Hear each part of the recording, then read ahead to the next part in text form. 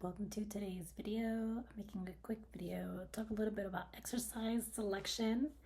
I have my bowl here of my eggs, my rice, my cheese, and my spinach. And I purposely am wearing my glasses because I'm trying to be fun. Okay, so I have my notes right here. I'm going to read off of them.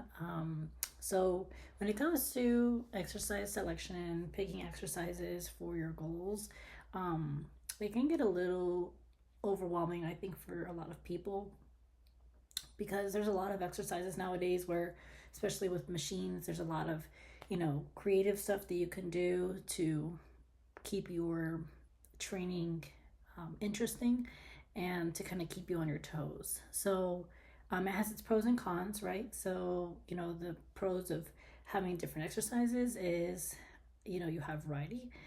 The cons is that it can be overwhelming for some people. If you were just told you can just do leg extensions and hamstring curls to grow your legs, and it would make things a little bit easier than if you have like the hack squat, you have barbell, you have kettlebells, you have lunges, you have like leg extensions, you have GHD, you have reverse hyper, you have, buck squats. I mean, there's so many different things now that it can be overwhelming. So kind of how do you select exercises and how do you approach your training so that you make the most out of your time? So, if you're a professional, you're a working professional, you have a certain amount of time you have to be in the training in your gym, and a certain amount of time you have to be out. It's really important to maximize your time and be efficient with your time, right? So the first goal or first point I have 5 points here.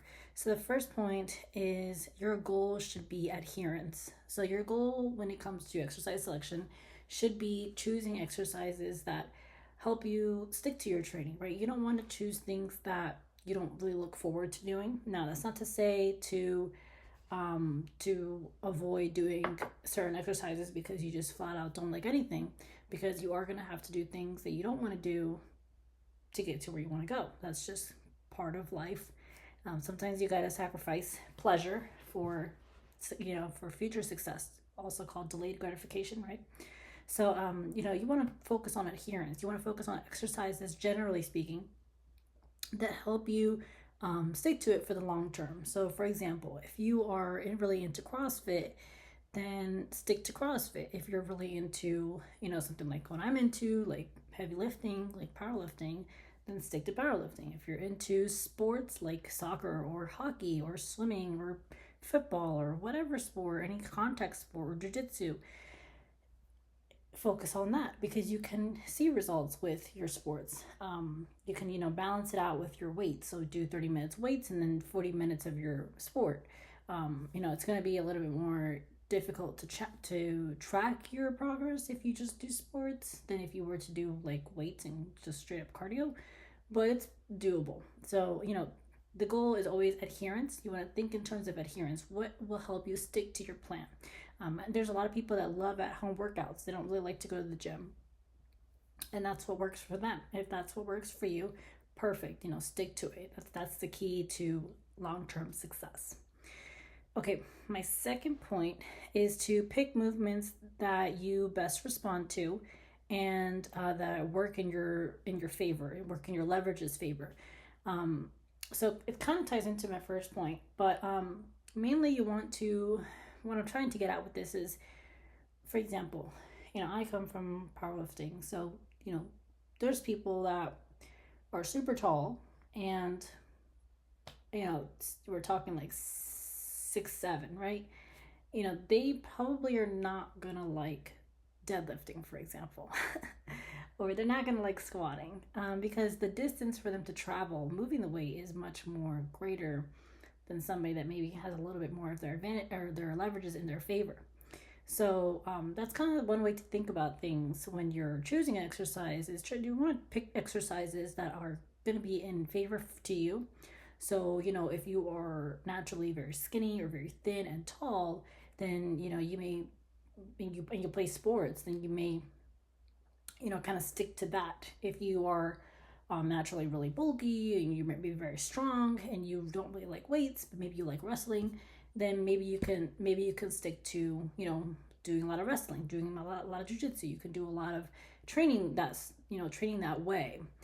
When it comes to, the gym, then you can look at exercises in terms of you purposefully selecting exercises that will help you in your sport.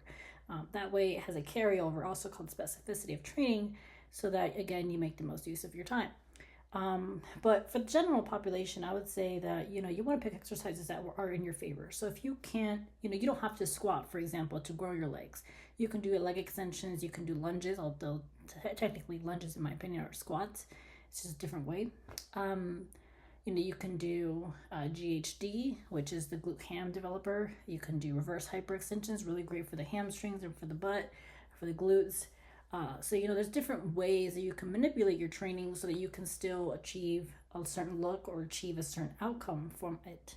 But that's kind of key, is understanding your body, understanding your leverages, so that you can optimize your training, and, you don't want to necessarily be something that you're not. Sometimes you're trying to be something that you are. You're just kind of becoming that over time.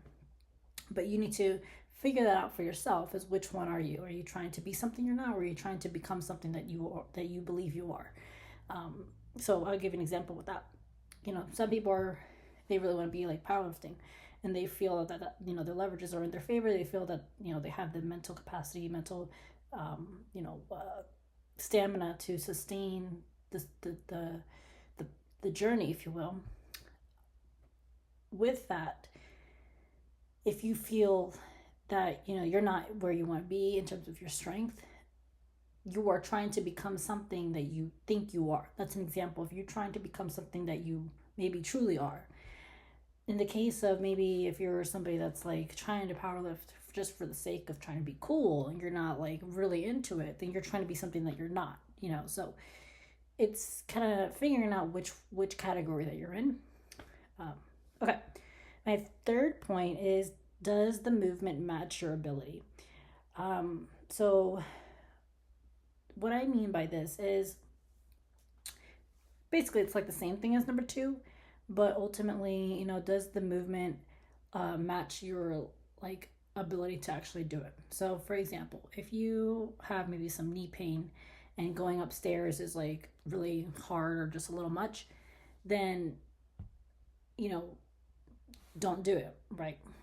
You don't want to do things that are going to make you in pain, because that's going to trigger your brain to, I forget the chemicals, but it does something in your brain where it's only going to enhance that side of you to keep shooting for the pain.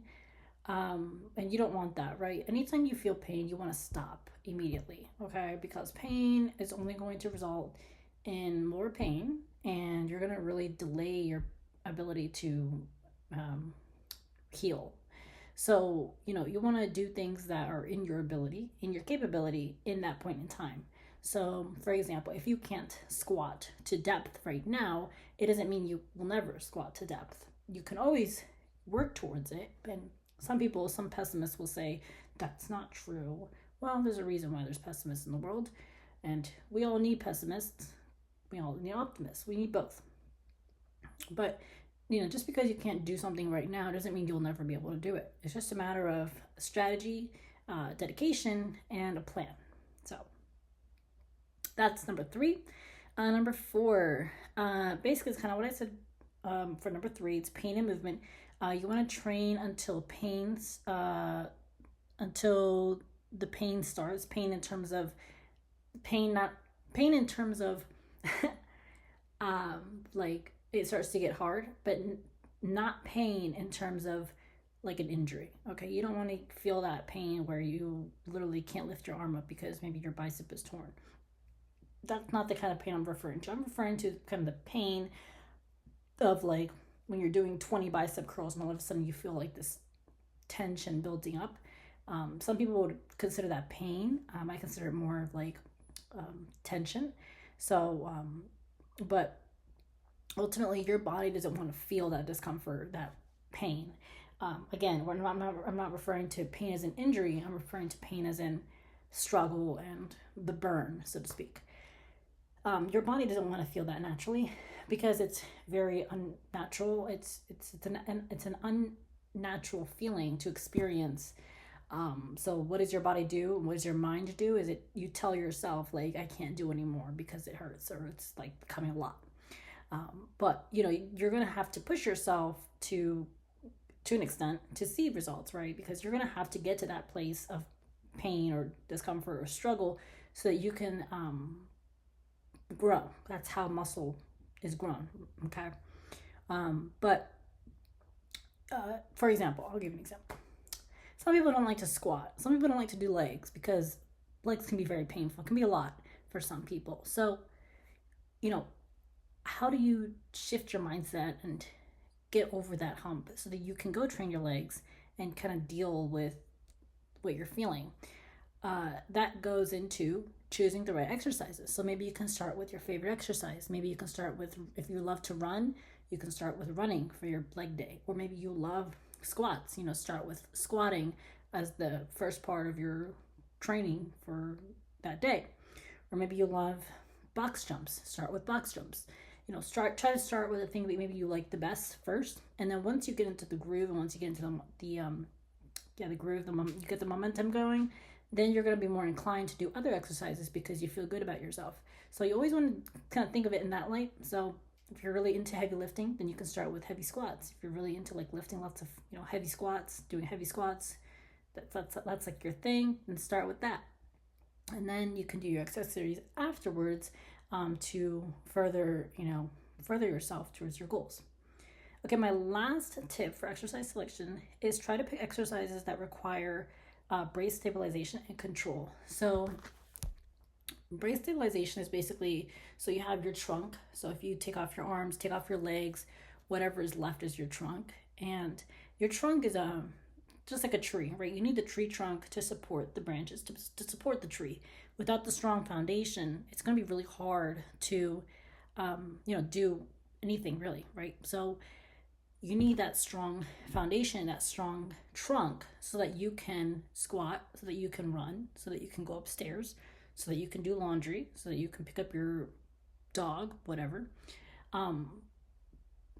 I think it's really wise to incorporate those brace stabilization exercises, and it doesn't have to be like heavy squats or heavy deadlifts or whatever to just to train your core, to train your bracing capabilities. You can do something as simple as planks, something as simple as bird dogs, bear crawls, pull-ups are a great one. It's just a lot of different exercises, but the main ones I would say are plank, bear crawls, lateral bear crawls, like walking lateral on your hands and feet, and planks.